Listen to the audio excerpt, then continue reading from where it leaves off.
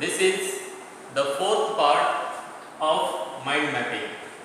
So, open your books, page number 143, last paragraph. Now listen carefully. Similar arguments can be made for other 21st century skills such as problem solving, communication, and learning how to learn. So, before this, we have learnt about many kinds of skill and arguments about or on those skills. How to develop that kind of skill in students. But in 21st century, there are different kinds of skill students are learning, and those skills are problem solving, how to solve any problem, communication, how to communicate effectively with others, and learning how to learn anything. This is also a skill. But about these skills also, there we can see some kind of arguments. There is some evidence that students who learn to work well with others in one sitting may be more effective doing so in other setting. So some transfer is definitely possible. So here is given one example. Suppose a student want to express himself with others. In one setting, it means in one meeting, he cannot express himself very effectively. He cannot express his thoughts, feelings, his ideas with others. But he did continue meetings with that person, with those person, so it is possible that he can effectively communicate with those people, effectively transfer his feelings, his ideas, his emotions towards those peoples.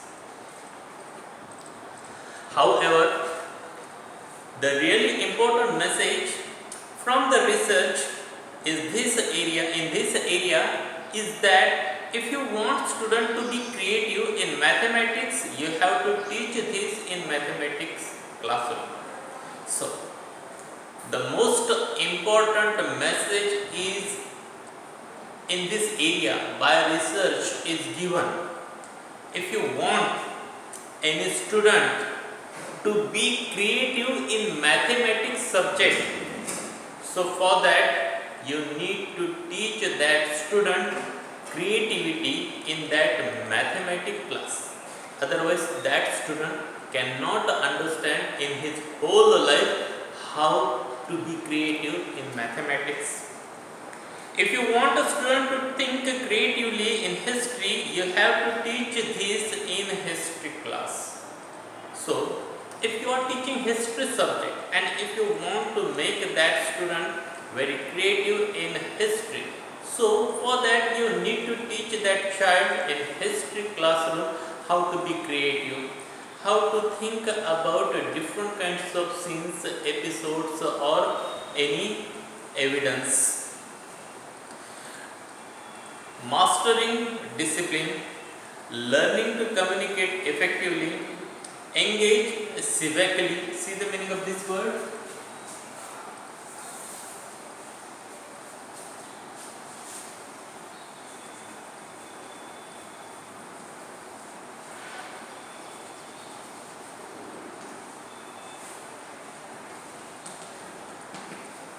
Civically, it means there are two meanings relating to cities or towns. Another meaning is the duties or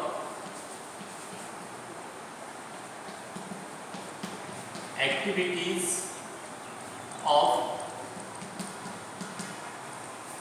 citizens. Now here we are going to take this meaning. Engaging civically in discussion and arguments. These have been and should remain at the forefront. See the meaning of this word, forefront.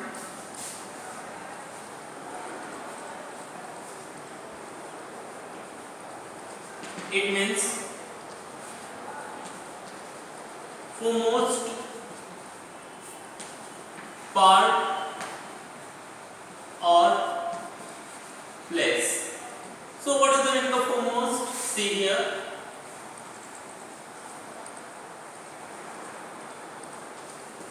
Foremost, it means first in rank, place,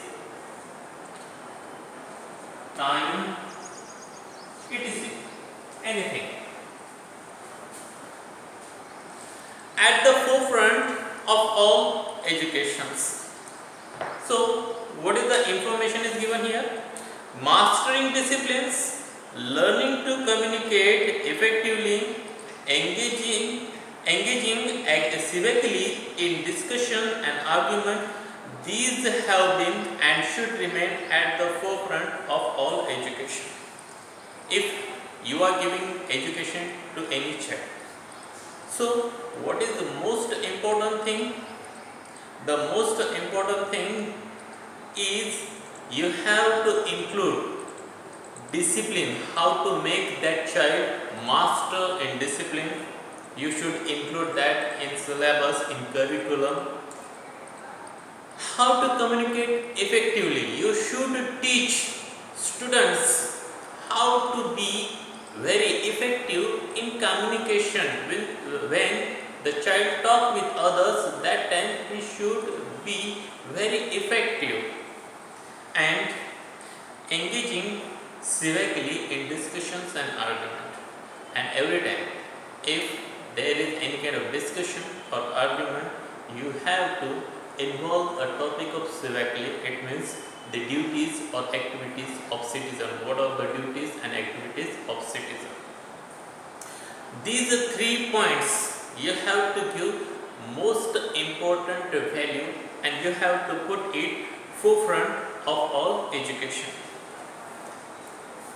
The ancients talk about the importance of understanding what is true and what is not, what is beautiful and what is not oath.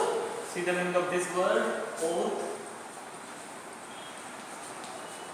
Oath, it means valuable. Oath, lingering over. See the meaning of this word, lingering over.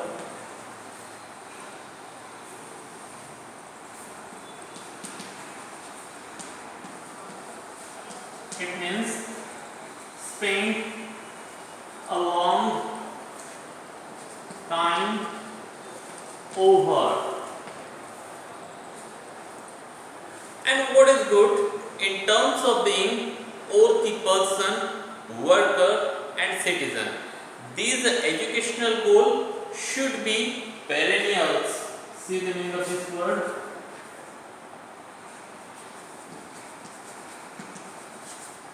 Perennial, it means lasting for a long time. Another meaning is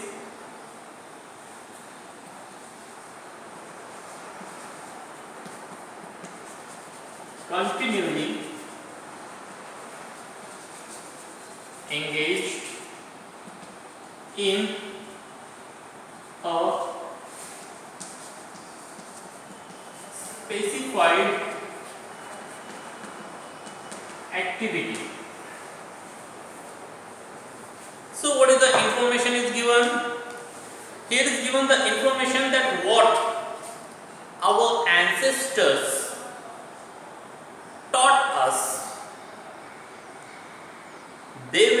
talking always about importance of understanding what is true and what is not true. They were always talking about what is beautiful and what is not valuable to spend more time on something. And they have taught us what is good. About what? In terms of being a worthy person, it means a good person, a civilized person, worker and citizen. A good person, a good worker and a good citizen. These educational goals should be perennials.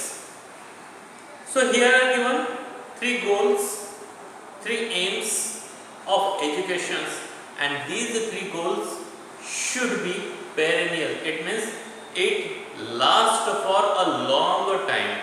Then if we can achieve these goals, otherwise we cannot achieve.